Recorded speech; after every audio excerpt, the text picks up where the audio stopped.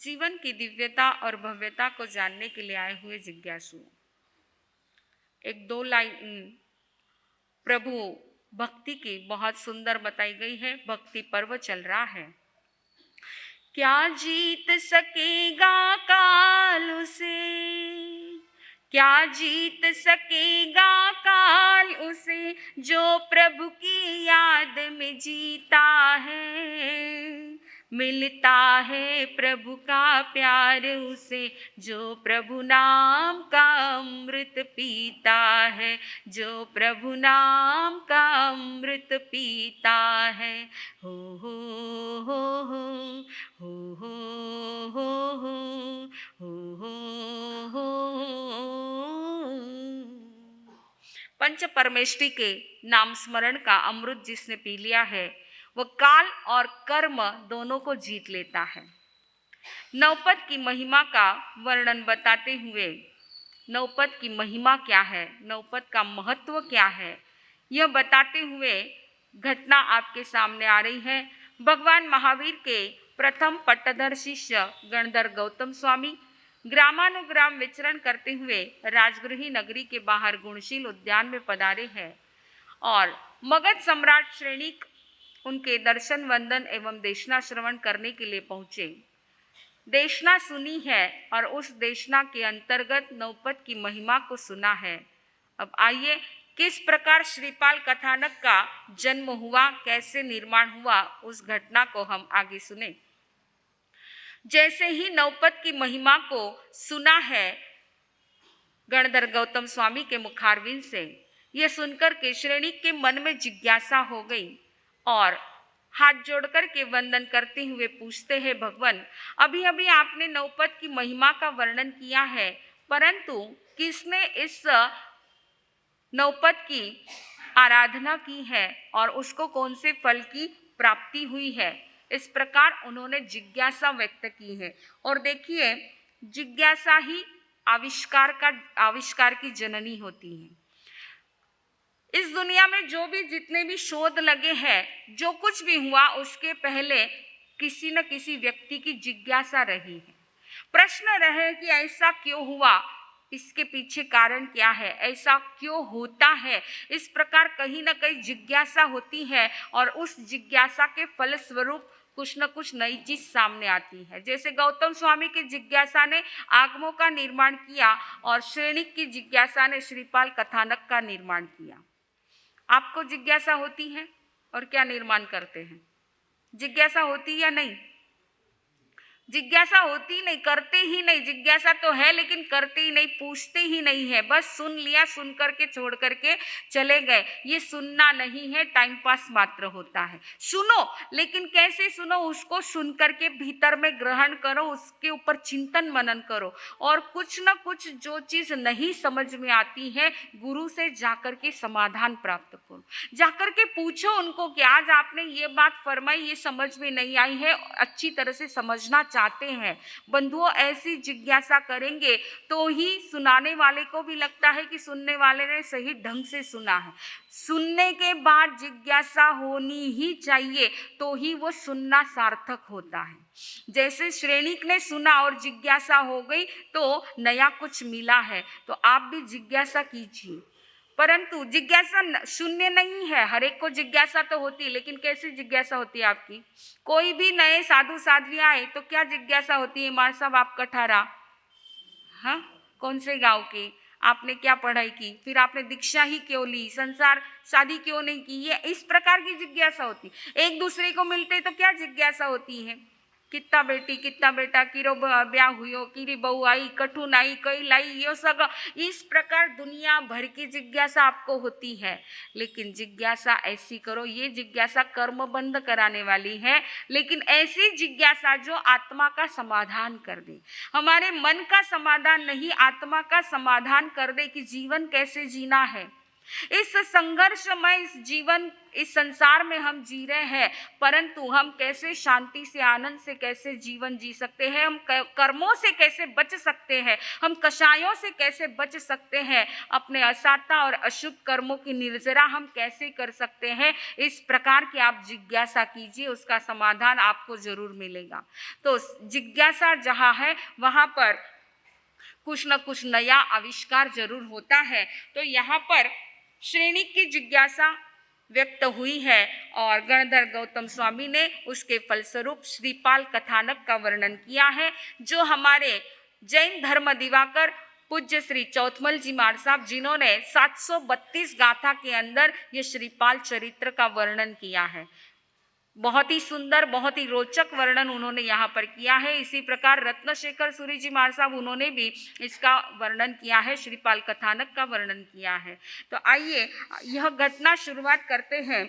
चौथा रामायण नगर एक चंपापुरी सुखकारी, सिंहरत राजा राज करे वहाँ, जैन धर्म का धारी हो श्रीपाल नरेश्वर, समर्यो परमेष्टि नव पद प्रेम से, श्रीपाल नरेश्वर समर्यो परमेष्टि नव पद प्रेम से।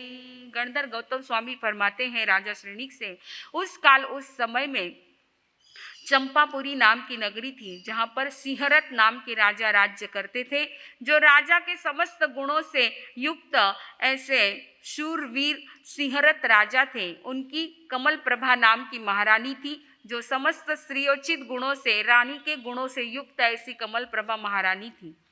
सब कुछ था, सत्ता है, संपत्ति है, सौंदर्य है, सब कुछ है, परंतु संतान नहीं है। संतान के बिना वह राजमहल सुना सुना लगता था। महारानी कमल प्रभा माँ के मातृत्व से अभी पूर्ण नहीं बनी हुई थी, अभी तक वह अधूरी थी। माँ का मातृत्व जिसको अभी तक प्राप्त नहीं हुआ था, उसकी गोद सुनी थी। और घर घर तभी लगता है जब बच्चों की किलकारियों से गूंजता है। बच्चों के बिना वह घर भी सुना सुना लगता है। आज संसार की स्थिति यही है बंधुओं। कई जगह देखते हैं कि दांत है तो चने नहीं है, और चने है तो दांत नहीं, खाने वाले दांत नहीं। ये संसार की स्थिति है, ये कर्म का रंग है। कर्म के इस रंग के आगे किसी का जोर चलता नहीं है, जैसा होगा वैसा ही मिलता है।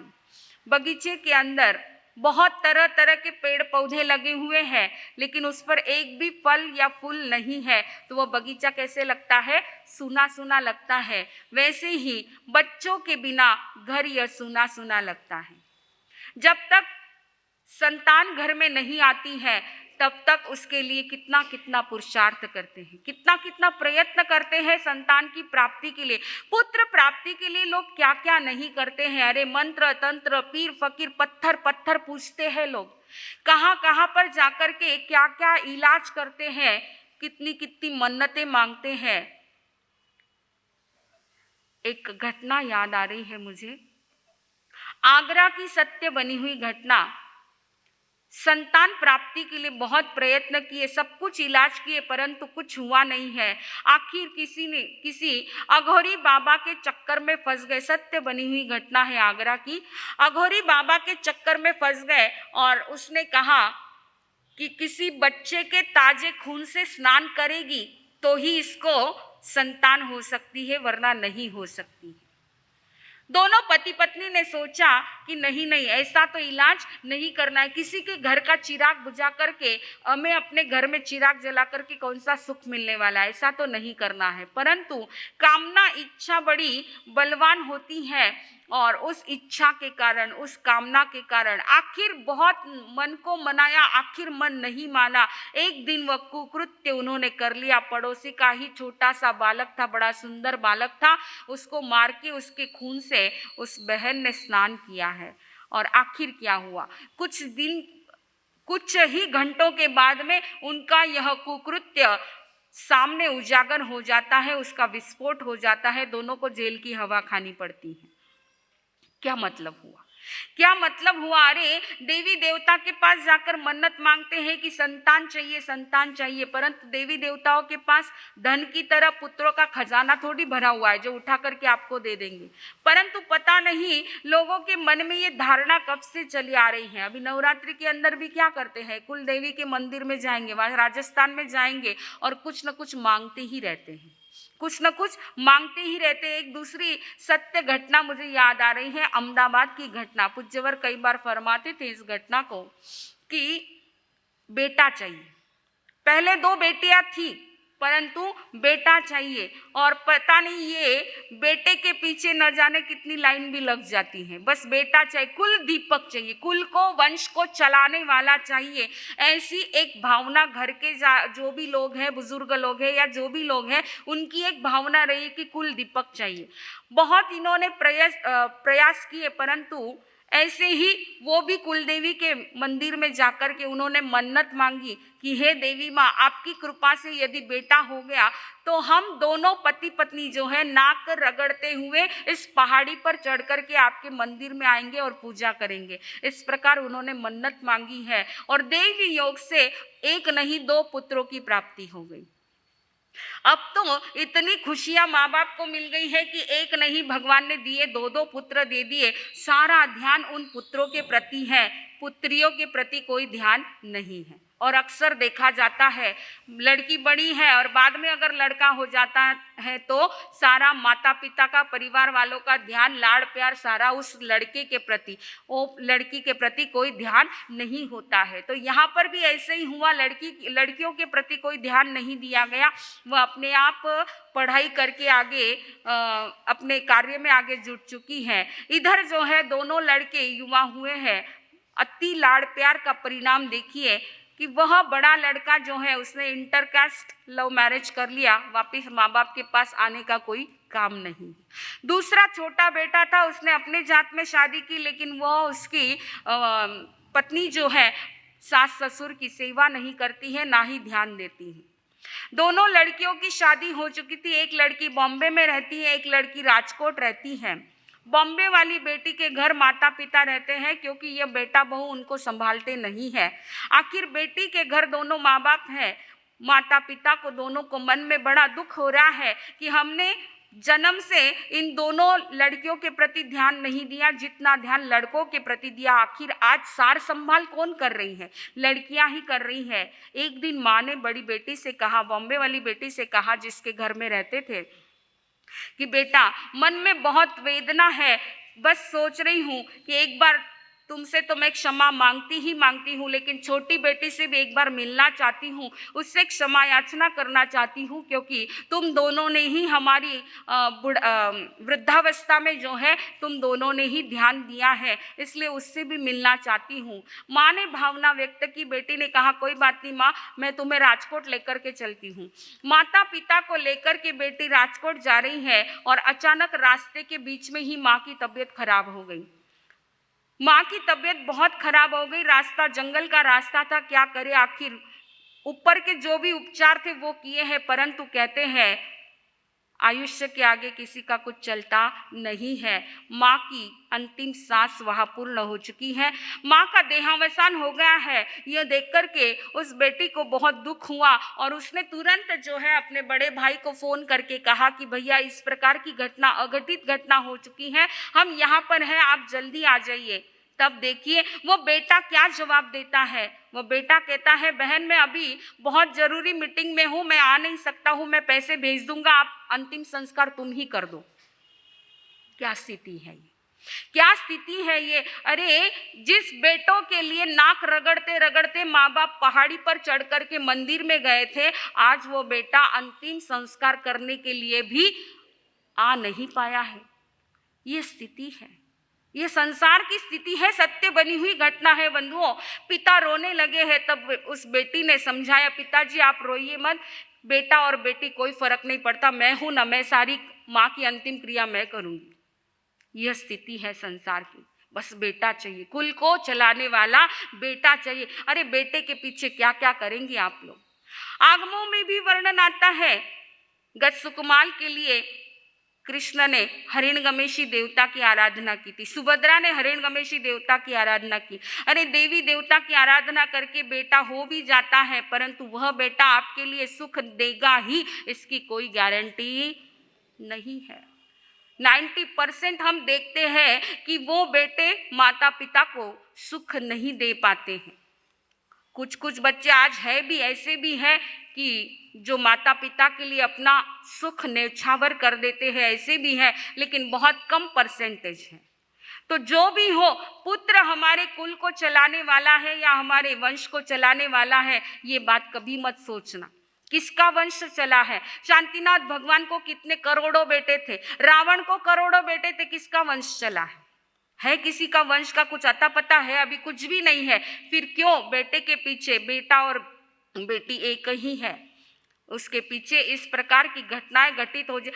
आज भी हम लोग देखते हैं, विचरण करते हैं, आपकी पूना जैसी, बॉम्बे जैसी सिटी, आप बेटों के लिए इतना कुछ करते हो, उनको पढ़ाते लिखाते और आगे की पढ़ाई के लिए विदेश भेज देते हो और विदेश में जाकर के वो स्थायी हो जाते हैं। माँ बाप पीछे घर में अकेले हैं। वृद्धावस्था में जब आवश्यकता होती है, बेटा बहू पोता पोती घर में हो, वह हरा भरा घर देखने की जब इच्छा होती है, उस समय क्या है? सुनसान है पूरा। अरे पानी के ग्लास भी चाहिए तो देने वाला कोई नहीं होता। ये स्थिति हमने देखी कई बार। बॉम्बे में भी जब चौमासे में थे, शेषकाल में भी थे, गोचरी के लिए जाते थे, ऐसे कांपते हुए हाथों से वो माँ जी आती थी और कुछ जो कुछ घर में रहता था वो बेराती थी। हम लोग देखते थे, पूछते थे कि माँ जी घर में और कोई नहीं है? तो कहते कि मार साहब बेटा बहुत सारे विदेश है, वहीं पर रहते हैं, साल में एक बार आते हैं। ये स्थिति आज की है। जिस बेटे के लिए आप इतना करते हो, जिसके लिए अपना सुख इतना छोड़ देते हो, इतना त्याग आप करते हो, लेकिन वो बेटा, तो बस यह मन में एक अपेक्षा मत रखना कि बस बेटा ही चाहिए। बेटा और बेटी में फर्क मत कीजिए, जो जैसा है वह अपना है। बस उसको संस्कार दीजिए, ऐसे संस्कार दीजिए कि वह आपका जीवन सार्थक कर दे, आपके लिए आपकी सेवा के अंदर वो अपना जीवन की सफलता समझे। ऐसे संस्कार उसके भीतर में आप भरिए। इसीलिए तो देखिए, अभी हमने मातृ पितृ पूजा का आयोजन क्यों किया है? बस यही कारण है कि उनको फील होना चाहिए कि हमारे माँ बाप ने हमारे लिए क्या किया है।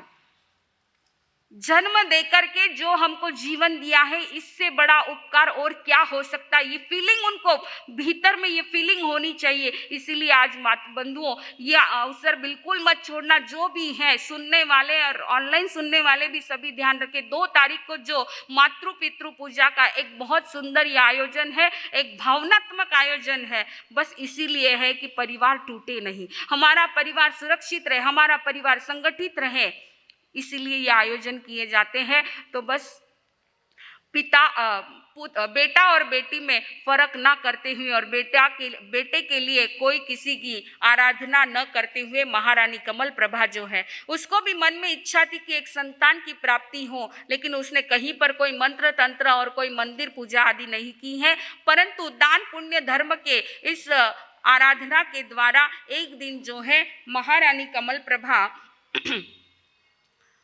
एक सुंदर सलोने राजकुमार को जन्म देती है। बड़े ही बलवान, रूपवान, गुणवान ऐसे सुंदर पुत्र को महारानी ने जन्म दिया है। जन्म की शुभ वार्ता दासी ने आकर के सिंहरथ राजा को दी है। सिंहरथ राजा खुशी से फूले नहीं समाये, अपना मुकुट छोड़ करके सारे आभूषण उस दासी को बधाई के रूप में दिए हैं और उसको दास कर्म से मुक्त किया है। चारों तरफ खुशियां ही खुशियां है, पूरी नगरी सजाई गई है, सबको खूब बधाइयां बांटी गई हैं। पुत्र का जन्मोत्सव बड़े ठाट बाट के साथ, जोर शोर के साथ यह पुत्र जन्मोत्सव मनाया जाता है। 11 दिन पूर्ण होते हैं और 12वें दिन पुत्र का नामकरण का एक बहुत बड़ा समारोह आयोजित किया गया है और माता पिता ने यहाँ पर घोषणा करते हुए कहा कि यह पुत्र हमारे राज्यश्री की अभिवृद्धि करने वाला होगा, इसलिए इसका नाम हम श्रीपाल रखते हैं। क्या नाम रखा? श्रीपाल नाम रखा है। देखिए, पहले के नाम भी कैसे होते हैं, गुणयुक्त नाम होते थे। आज कैसे नाम रखते हो?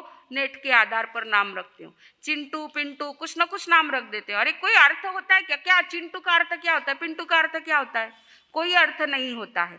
अरे ट्रेप्सिन पेप्सिन कुछ कुछ नाम बोलते भी नहीं आते हैं, वो उनके मतलब भी जल्दी समझते नहीं है, नेट के आधार पर से नाम रख देते हैं। परंतु आगमों के अंदर वर्णन आता है कि जब जब भी ऐसा प्रसंग आता था, नाम ऐसे रखते थे, गुण संपन्न नाम रखते थे, ताकि बार बार उस नाम का उच्चारण होता रहे और उस नाम का जो गुण है वो गुण उस व्यक्ति के जीवन में उतरे, ऐसे नाम रखे जाते थे। तो यहाँ पर भी जो है श्रीपाल नाम रखा है। अब पूरा राजमहल जो है श्रीपाल की किलकारियों से गुंजायमान हो रहा है। माता पिता बड़े खुश हैं, 5-5 धाई माताओं के देखरेख में श्रीपाल आगे बढ़ रहे हैं, उनका पालन पोषण हो रहा है। 5 देशों की 5 धाई माता होती थी। इसके पीछे कारण यही होता था कि 5 देश की 5 भाषा और 5 संस्कृति को बच्चा बचपन से सीख जाता था। तो इस प्रकार ये श्रीपाल 5 वर्ष के हो गए हैं और एक दिन जो है अचानक राजा सिंहरथ को तीव्र उदरशूल की वेदना हुई है। मछली की तरह छटपटा रहे हैं चारों तरफ। सारे फकीर जो है, पीर फकीर को बुलाया गया, वैद्यों को बुलाया गया, राज वैद्य सभी वहां पर पहुंच गए हैं, अपने अपने हिसाब से सभी इलाज कर रहे हैं, परंतु कोई फर्क नहीं पड़ा है। और आखिर वही हुआ जो नहीं सोचा था, वही हुआ जो नहीं सोचा था। महाराजा सिंहरथ के आयुष्य की डोर पूर्ण हो चुकी है और सारे राज वैद्य सामने खड़े होते हुए भी उनको कोई बचा नहीं पाया। उनका देहावसान हो चुका है, उनका देहावसान हो चुका है। राजा काल के गर्त में समा गए हैं।